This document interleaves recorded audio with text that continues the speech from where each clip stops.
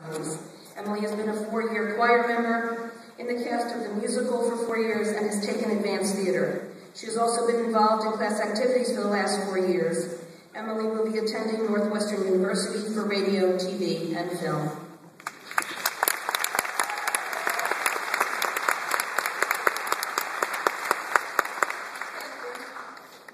Good afternoon. I would like to thank the Board of Education, Dr. Fitzpatrick, the administration, faculty, staff, families, and friends for being here today and helping us all get to this point. Let me start off by saying that there are many of you here who I don't know very well. Years of theater may have prepared me for delivering a speech, but not so much for getting out there and meeting new people and socializing with my classmates. I'm actually pretty shy when it comes to saying my own words and not hiding behind a script. I bring this up only to state that I'm not totally comfortable standing up here and representing the class of 2012.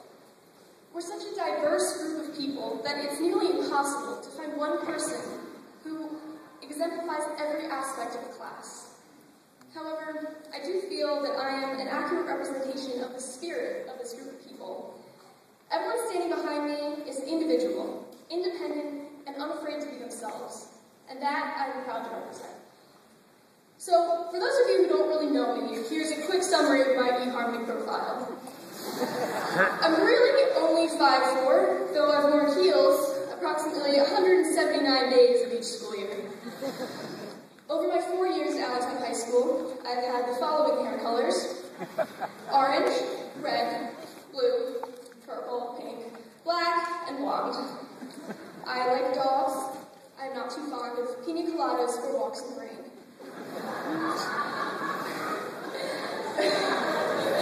It's difficult to describe what it's like knowing some of my classmates by name, but not really knowing you. So I'm going to use someone else's words to help me explain.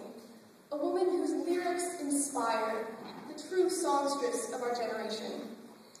In her words, "Before you came into my life, I missed you so bad.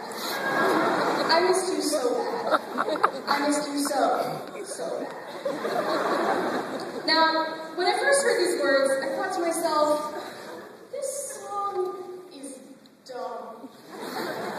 But then I listened to it again, and suddenly I found myself thinking, this song is really, really dumb. But on the 100th or so time I heard it, the meaning clicked. Miss Jetson misses the idea of a boy, even though she just met him, and it's crazy. I feel the same way about some of you. I may not have gotten to know everyone here, but I'm still going to miss all of you when we leave here and go our separate ways. Some of us may be virtually strangers, but we stand together as a class, the class of 2012, and that's pretty great. I know everyone wants to stay in touch after graduation, and I'm no exception. If we've been friends for a decade, or have just bumped into each other in the hallways, I want to always remember the members of this class.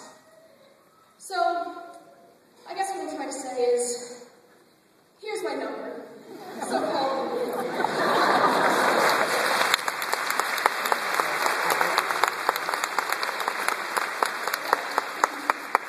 So, now's the part where I try to come up with a pseudo-inspirational message, and all of you are supposed to cry. But I don't have that, because if I did, I would start crying, and I wouldn't be able to finish my speech. But I do have a quote that I think resonates with where we are, so I'll go to that. It's always been my dream to work for Saturday Night Live, so I thought it would be appropriate to quote the show's director, Lorne Michaels. He's often said that the show does not go on because it's ready. It goes on because it's 11:30. Though the sketches may not be perfect, the actors may not have memorized their lines, at 11:30 the cameras start rolling, and the nation watches the show come together. At this point in our lives, we may not feel prepared for what's coming next. I know I don't. I'm terrified to leave the comfort of home behind as I start to fend for myself in the mythical, real world. But the clock ticks closer and closer to that 11:30 mark as we start our senior year, go to prom, take our finals, and lastly, stand here today. Some of us started high school as scared little freshmen, yet are leaving as confident seniors. Others may be the other way around, excited to start high school but scared to leave it. Then there's me, a terrified freshman and an equally terrified senior. I've never lived away from home, never had to do my own laundry, or wake myself up in the morning, or write a check. Wow, Mom, you have not prepared me.